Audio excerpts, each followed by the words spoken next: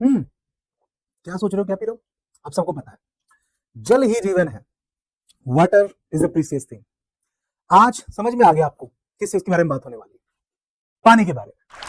एक ऐसा मैटर, एक ऐसा सब्सटेंस जिसका आपका हमारा इस धरती पे जितने भी जीव जंतु, जितने भी लिविंग ऑर्गेनिज्म है, सबकी लाइफ में एक बहुत इंपॉर्टेंट रोल है। एक ऐसा मैटर जिसके बिना लाइफ एग्जिस्ट नहीं करती। लेकिन आज मैं ना फिलोसफिकल बातें नहीं करने वाला, क्योंकि आने वाले कुछ मिनटों में हम इस चैप्टर जिसका नाम है वाटर, हिंदी में जिसे पानी कह दे, जल कह दे, पर्यायवाची, उस चैप्टर के अंदर हम इस वाटर की पूरी कहानी को समझेंगे।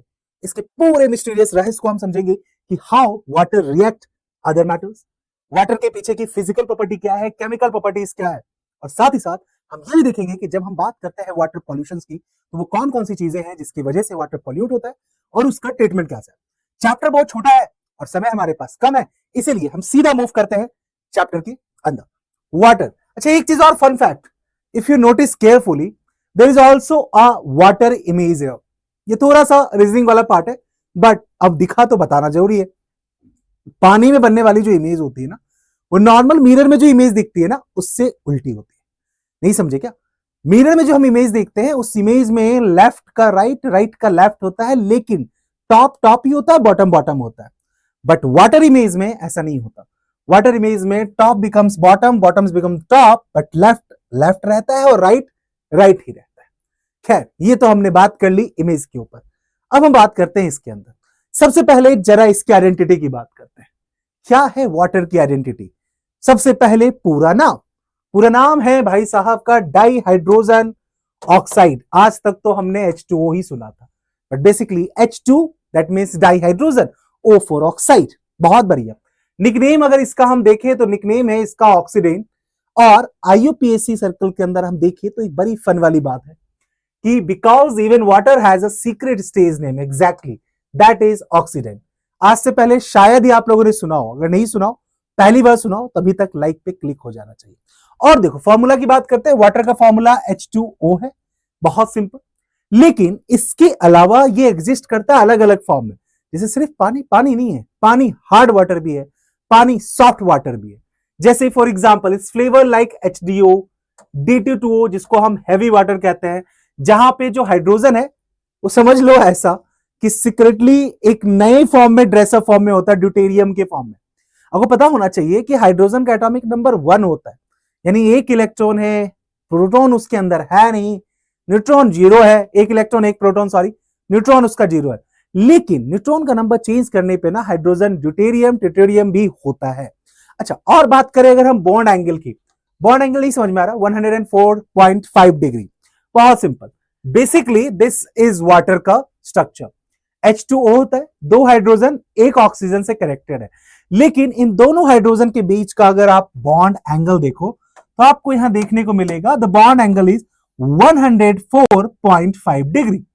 This is the bond angle 104.5 degree. तो ये बॉन्ड एंगल है वाटर के स्ट्रक्चर का। और ये जो बॉन्ड एंगल है ना, this play a very important role, ठीक है, क्योंकि जिस तरीके से वो परफेक्टली बेंट किया हुआ है ना, जो 2 लोन पेयर है आपके, उसके ऊपर वो बहुत एक सॉलिड स्ट्रक्चर क्रिएट करता है।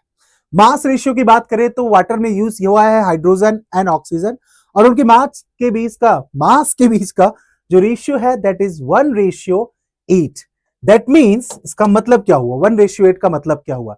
इसका मतलब यह है कि अगर हम कोई भी वाटर, जैसे मैंने अभी जो पानी पिया, meaning 89% of every sip is oxygen by mass. समझ रहे हो?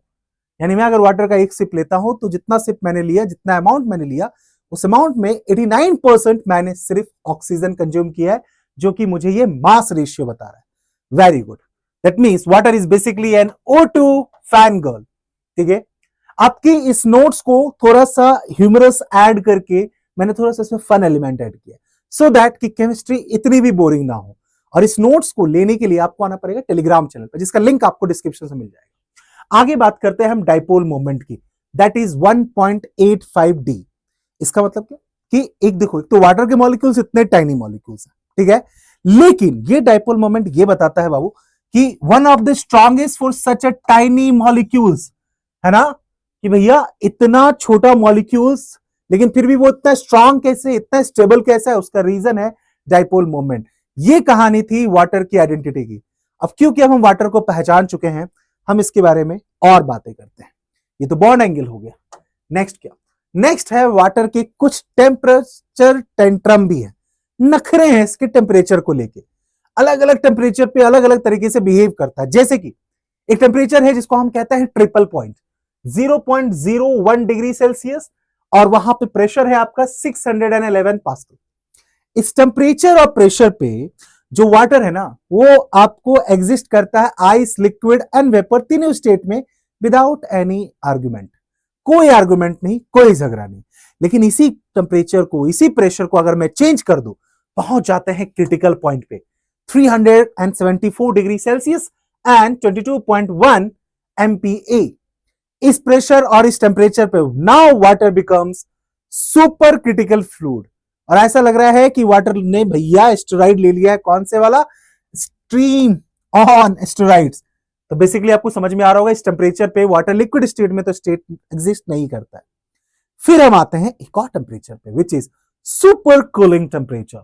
ठीक है, और इस टेम्परेचर पे यू कैन सी दैट कि वाटर जो है ना, बेसिकली अगर आपका टेम्परेचर बिलो -42 डिग्री सेल्सियस हो जाए, ठीक है, तो भैया यहां पे पानी के जो ड्रॉपलेट्स हैं वो बिल्कुल फ्रीजिंग कंडीशंस में हो जाते हैं।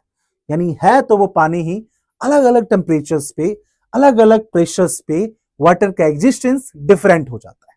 बहुत बढ़िया। यानी we can say that water has many moods, it's depend on temperature and pressure. देखो कितनी क्विक पॉइंट से आपने ये दो बातें कवर कर ली। अच्छा, सिर्फ टेम्परेचर को लेकर ड्रामा नहीं है वाटर का ड्रामा डेंसिटी को लेकर भी है। क्या है ड्रामा? आप देखो जरा, इस टेबल से समझो। अगर मान लो टेम्परेचर आपका, मान नहीं लो, टेम्परेचर अगर -10 डिग्री सेल्सियस है, यानी पानी जो है वो आइस के फॉर्म में। बहुत बढ़िया। अब इसकी डेंसिटी की बात करें, यूनिट इसकी ग्राम पर सेंटीमीटर स्क्वायर है, तो डेंसिटी है 0.92। दैट मींस वाटर कह रहा है कि I am a lighter, therefore I float, deal with it. अब सबको पता है कि ice float on water, reason है उसका डेंसिटी, आपने देख लिया।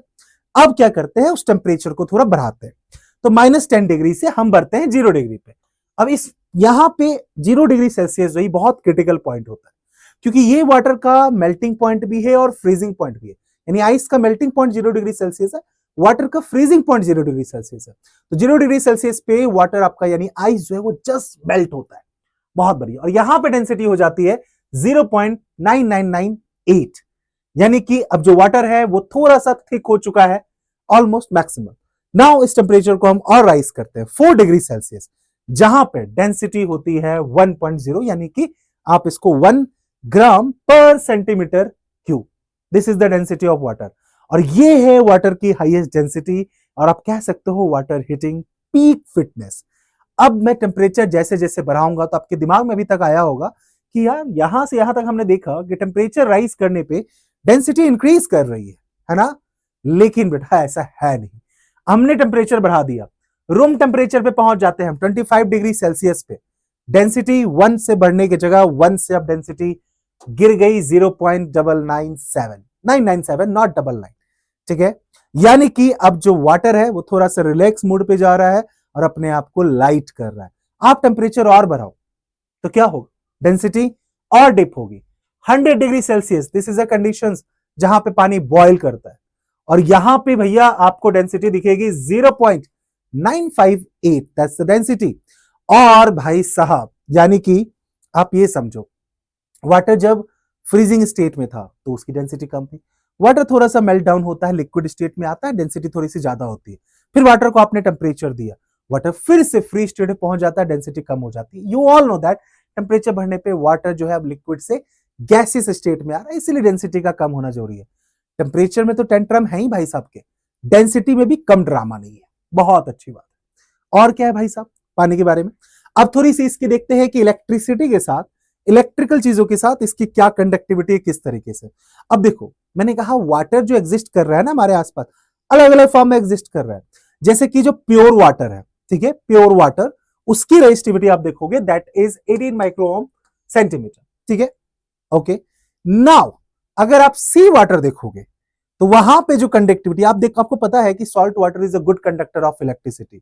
उसका रीजन है क्योंकि सी वाटर के अंदर सिर्फ पानी नहीं है, कॉमन सॉल्ट NaCl भी प्रेजेंट है, जो कि एक आयोनिक बॉन्ड बना के बैठा है, इसलिए वहां पे इलेक्ट्रिकल कंडक्टिविटी ज्यादा बेटर होती है कंपेयर टू प्योर वाटर। और वही अगर मैं डिस्टिल वाटर की बात कर लूं, फिर इलेक्ट्रिकल कंडक्टिविटी भाई साहब वहां तो भूल ही जाओ आप। तो वाटर एक फॉर्म में अलग तरीके से बिहेव कर रहा है, दूसरे फॉर्म में अलग तरीके से बिहेव कर रहा है। और आपको जितने भी ये पॉइंटर्स मैंने नोट करके दे रहा हूं ना, मैं आपके एग्जाम में सवाल अगर बात करूं मैं तो डायरेक्टली ऐसे ही पूछे जाते हैं। Moving to the next part, अगले पार्ट पे देखो जरा, केमिकल प्रॉपर्टीज। ऑब्वियस सी बात है, वाटर केमिस्ट्री का सब्जेक्ट, तो खाली फिजिकल चीजों के बारे में बात नहीं करेंगे, बात करते हैं वाटर की केमिकल प्रॉपर्टीज। बात करते हैं वाटर की केमिकल प्रॉपर्टीज पे। सबसे पहला सेल्फ आयोनाइजेशन। मतलब क्या? सेल्फ का मतलब तो आप समझ रहे हो कि खुद ब खुद चीजें कर रहा है। कर क्या रहा है? आयोनाइजेशन, यानी कि आयंस क्रिएट कर रहा है। कैसे? अगर मैं वाटर को ब्रेक डाउन करने लगूं, कुछ नहीं करूंगा, H2O यानी पानी जो है उसमें इलेक्ट्रिसिटी पास करा दूं, इलेक्ट्रोलाइसिस करना शुरू कर दूं, वाटर ब्रेक डाउन होगा। ब्रेक डाउन होगा और ब्रेक डाउन होके हाइड्रोजन क्या होगा, वाटर में फिर से घूमेगा और H3O बनाएगा, जिसको हम हाइड्रोनियम आयन कहते हैं, और साथ ही साथ वो बनाएगा hydro oxide ion as well.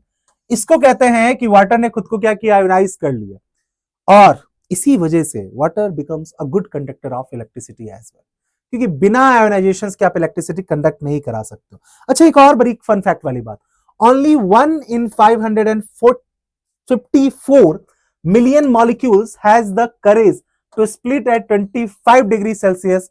Talk about commitment issues, ठीक है, यानी कि ये सिर्फ पानी ही है आउट ऑफ 554 मिलियन मॉलिक्यूल्स में से एक भैया, जिसमें इतनी हिम्मत है कि वो 25 डिग्री सेल्सियस पे स्प्लिट होने का जज्बा रखता है। इसे कहते हैं सेल्फ आयोनाइजेशन, कि आपने खुद को ब्रेक करके खुद को ही आयोनाइज कर लिया। अच्छा, और क्या चीज है? पीरियोडिक टेबल में और भी एलिमेंट है ना, जरा उस एलिमेंट का वाटर के साथ देखते हैं रिलेशन किस तरीके से करता है। जैसे फॉर एग्जांपल मैं लेता हूं लिथियम, सोडियम एंड पोटेशियम। अगर तुम्हें पता है कि ये कौन सी कैटेगरी में आते हैं, मेटल्स हैं कि नॉन मेटल है या मेटलॉइड्स है, कमेंट करके बताओ, बता दो। चले, चैप्टर नंबर 1 में तुमने पीरियोडिक टेबल कितने अच्छे से पढ़ा। तो lithium, sodium, potassium highly reactive, you all know that, they react with cold water. अच्छा, एक बहुत इंटरेस्टिंग बात है, हमें लगता है कि वाटर के साथ हर कोई रिएक्ट करता है, मैक्सिमम चीजें रिएक्ट करती है, बट वाटर किस फॉर्म में है उस पर भी डिपेंड करता है। क्या वो कोल्ड वाटर है, क्या वो हॉट वाटर है, क्या वो स्टीम है, तो हाउ दे रिएक्ट अलग अलग फॉर्म से, दैट डिपेंड्स। फिर नाउ प्रोडक्ट की अगर मैं बात करूं तो कोल्ड वाटर से रिएक्ट करके इट फॉर्म्स अल्कली, और साथ ही साथ आपका हाइड्रोजन गैस भी रिलीज करेगा। आप सबको समझ में आ गया होगा कि आखिर ये कौन से टाइप के एलिमेंट है, प्रोडक्ट आपका क्या फॉर्मेशन करके दे रहे हैं, यू ऑल नो दैट। बहुत बढ़िया। नाउ अब इसमें एक पंच लाइन है जो आपको यहाँ पे बहुत बड़ा हिंट दे रही है, small metal meets big splash. बहुत बढ़िया। फिर बात करते हैं हम, जैसे एक मेटल और है भाई, आयरन और जिंक, ये भी तो मेटल है, लेकिन ये कोल्ड वाटर के साथ रिएक्ट नहीं करते, इनका अलग पैतरा है। ये रिएक्ट करते हैं स्टीम के साथ, they react with steam, neither cold water, neither normal water, और ना ही hot water, they react with steam. बनाते क्या है, मेटल है तो ऑब्वियस सी बात है मेटल का ऑक्साइड बनाएंगे, और साथ ही साथ आपका हाइड्रोजन गैस रिलीज करेंगे। इस एक्सपेरिमेंट को हमने कई बार सुना है। इस एक्सपेरिमेंट को करने के लिए हम पॉप अप साउंड वाला एक्सपेरिमेंट करते हैं, जहां पे वो हाइड्रोजन गैस फटता है। बहुत अच्छी बात है। फिर आते हैं हमारे पास कुछ less reactive elements like copper, silver and gold. अब क्योंकि ये लेस रिएक्टिव एलिमेंट है, तो इनका ना किसी भी केस में, चाहे कोल्ड वाटर हो, हॉट वाटर हो, स्टीम हो, नॉर्मल वाटर हो, ये किसी से रिएक्ट नहीं करते। There is no reactions present there, ठीक है। तो आप कह सकते हो कि ये वो एलिमेंट है, दे completely ghost water entirely, completely, कि भैया हमको तुम तो दिखे ही नहीं, तुमसे हमें कोई मतलब ही नहीं है। बहुत बढ़िया बात। नेक्स्ट, पानी एक कैटलिस्ट की तरह भी बिहेव करता है। कैटलिस्ट जिनको नहीं पता मैं ब्रीफ में बता दूं, कैटलिस्ट आर दोज एलिमेंट्स और मॉलिक्यूल्स और compounds which basically helps in any reactions, यानी किसी रिएक्शंस को फास्ट करना हो, किसी रिएक्शंस की रेट को बढ़ाना हो, वहां पे कैटलिस्ट आते हैं। जैसे कि आग में घी अगर डाल दो तो आग और ज्यादा बौखला जाता है। क्यों? क्योंकि घी जो है वो कैटलिस्ट है। अब देखो जरा, जो वाटर है वो कैसे हेल्प करता है। जैसे कि आपका हाइड्रोजन क्लोराइड आप बना रहे हो, ठीक है, हाइड्रोजन क्लोराइड यानी वही एसिड की बात कर रहा हूं, उसका सिंथेसाइज कर रहे हो यानी उसको प्रिपेयर कर रहे हो। तो आपने हाइड्रोजन गैस ली, आपने क्लोरीन गैस ली, अब आपको क्या लग रहा है, इन दोनों को मिक्स कर दिया बस बन गया हाइड्रोजन क्लोराइड? नहीं, वहां पे चाहिए होता है हमें कुछ अमाउंट ऑफ मॉइस्चर। मॉइस्चर का मतलब समझ में आ रहा है ना, पानी, ठीक है, in the form of water vapours. और जब वो मॉइस्चर के प्रेजेंट में हाइड्रोजन और क्लोरीन आपस में मिलते हैं तो वो हाइड्रोजन क्लोराइड बनाते हैं। अच्छा, और जैसे कि आपका मान लो फास्फोरस का कंबशन करना हो, कंबशन का मतलब उसको आप हीट कर रहे हो, उसको आप जला रहे हो, उसको आप गम कर रहे हो, तो भैया वहां पे आपको पता है कि कंबशन के लिए वी नीड ऑक्सीजन डेफिनेटली। लेकिन भैया फास्फोरस सिर्फ ऑक्सीजन से डायरेक्टली ऐसे नहीं करता, वहां भी कैटलिस्ट में मॉइस्चर प्रेजेंट होता है और फिर हमारा प्रोडक्ट बनता है P2O5। If you name the compound, write down in the comment section. तो वाटर एज अ कैटलिस्ट भी बिहेव करता है। और क्या है सर वाटर के बारे में? सोलिबिलिटी के बारे में, एक ऐसा सोल्यूट, एक ऐसा सॉल्वेंट जो सब चीज को अपने में मिला ले, वो पानी ही तो है। बहुत अच्छा सॉल्वेंट है, यूनिवर्सल सॉल्वेंट कहते हैं। लेकिन क्या वाटर सबको डिसॉल्व कर लेता है? नहीं। जैसे कि जो वाटर है उसका अगर आप बिहेवियर देखोगे तो वो पोलर है, तो जो नॉन पोलर है ना उनसे गॉसिपिंग नहीं करता, यानी उनको डिसॉल्व नहीं करता। साथ ही साथ जो गैस है, ठीक है, समझिएगा जरा, जो गैस होते हैं वो वाटर के साथ कम सोशल होते हैं, यानी कि वाटर में वो बहुत कम डिसॉल्व होते हैं। लेकिन if you raise the temperature then they are opposite to the solid, you know what I mean। Next बातें करते हैं कि वाटर्स के अगर हम फॉर्म के बारे में बात करें, वाटर के साथ साथ ना बहुत और सारी एक्टिविटीज भी इन्वॉल्व हैं, जैसे कि hydration of water, dehydration of water, ionisation of water, ठीक है, या फिर hygroscopy, decryption of water. These are all the different process जो कि इन्वॉल्व होता है, जैसे कि वाटर ऑफ क्रिस्टलाइजेशन। अब इसका मतलब क्या है? इसका मतलब बेसिकली ये है कि जिसमें आप क्या करते हो कि जो H2O है, पानी जो है ना, H2O जो मॉलिक्यूल्स है किसी भी कंपाउंड के अंदर, वो इन द फॉर्म ऑफ क्रिस्टल्स होता है, ठीक है। जैसे इसका बेस्ट एग्जांपल है ये blue vitriol CuSO4.5H2O, this is the blue vitriol, okay. इसके अंदर जो क्रिस्टल्स आपको फॉर्म हो रहे हैं वो क्रिस्टल्स इसीलिए है क्योंकि इसमें जो वाटर मॉलिक्यूल्स है they are in the form of crystals, not in the form of liquid, okay. फिर आपका एक और एग्जांपल है बेटा, एक और प्रोसेस है जो वाटर के साथ इन्वॉल्व है, दैट इज डेलिक्वेंसेस, जिसमें बेसिकली आप ये समझो कि जो NaOH है, जैसे सोडियम हाइड्रोक्साइड है, तो वो क्या कर रहा है, मॉइस्चर्स के साथ मिक्सअप हो रहा है, ठीक है। सो इसमें क्या होता है, जो नमक होता है ना, वो इतने प्यासे हो जाते हैं कि भैया वो खुद को लिक्विफाइड कर लेते हैं। तो नमक खुद को लिक्विफाइड कैसे कर रहा है? बेसिकली वो आपका जो मॉइस्चर है उसको अपने में ले लेता है। इसका बेस्ट एग्जांपल बताता हूं, आप अभी जाओ बाथरूम के अंदर सर्फ रखा होगा, अगर पाउडर है तो आप देखना उस सर्फ के पाउडर को आप हाथ में लो और उसको थोड़ी देर रब करो तो वो ऑलरेडी आपको थोड़ा सा वेट होगा, है ना, थोड़ा गीला होगा। उसका रीजन है उसके अंदर मॉइस्चर्स का प्रेजेंट हो जाना। फिर आपका आता है हाइग्रोस्कोपी, बेसिकली जिसमें अगेन आपका कि जो भी कंपाउंड है वो क्या कर रहा है, थोड़े से मॉइस्चर को होल्ड कर रहा है, ठीक है। देन फिर आता है हमारा डिक्रिप्टेशन, जिसमें बेसिकली आपका एक क्रैकिंग साउंड जनरेट होता है जब उसको आप हीट करते हो, है ना। और इसका एक बहुत सिंपल सा एग्जांपल है NaCl। अगर आप NaCl को हीट करो तो it will sound like crackle pop up sound, ठीक है। और वो इसलिए क्योंकि उसके अंदर के जो वाटर मॉलिक्यूल्स है फटते हैं, ठीक है। लेकिन फटने का तो बहुत लाउड साउंड नहीं है, बहुत माइल्ड सा क्रैकिंग साउंड जनरेट होता है। बहुत अच्छी बात।